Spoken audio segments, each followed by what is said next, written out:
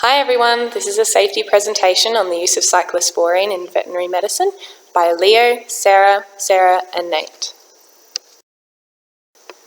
So when do we use cyclosporine? In human medicine, it is commonly used during organ transplantation and to treat psoriasis and rheumatoid arthritis.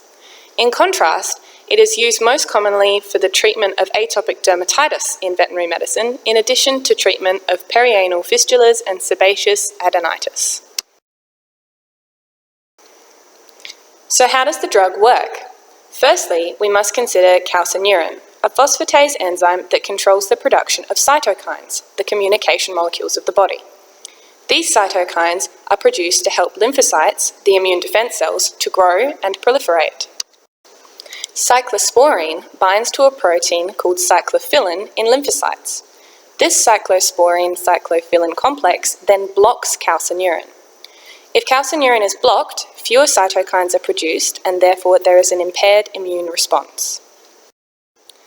This means that the immune response elicited is not as substantial. Basically, cyclosporine impairs the body's immunity, i.e., it is an immunosuppressive agent. Use of this drug in veterinary practices has certain risks for both clients and staff members. The most common routes of exposure to cyclosporine include inhalation, absorption from the skin, and accidental injection.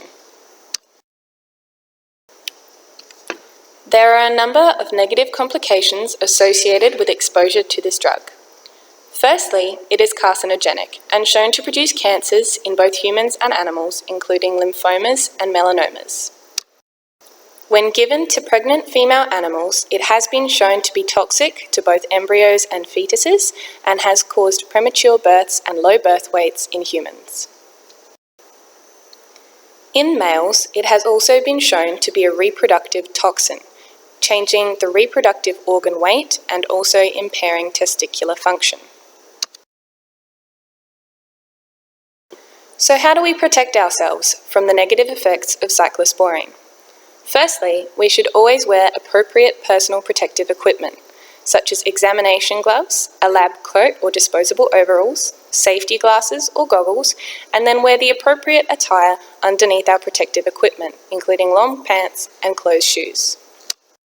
We should also be very careful when handling needles and sharps exposed to the drug, by disposing syringes immediately and never recapping our needles.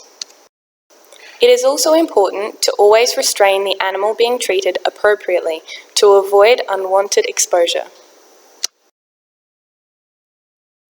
Finally, we should always wash our hands before and after contact and should clean and decontaminate any surfaces touched by the drug. We should also avoid eating, drinking or smoking while handling or in the proximity to cyclosporine. Thank you for listening to our presentation.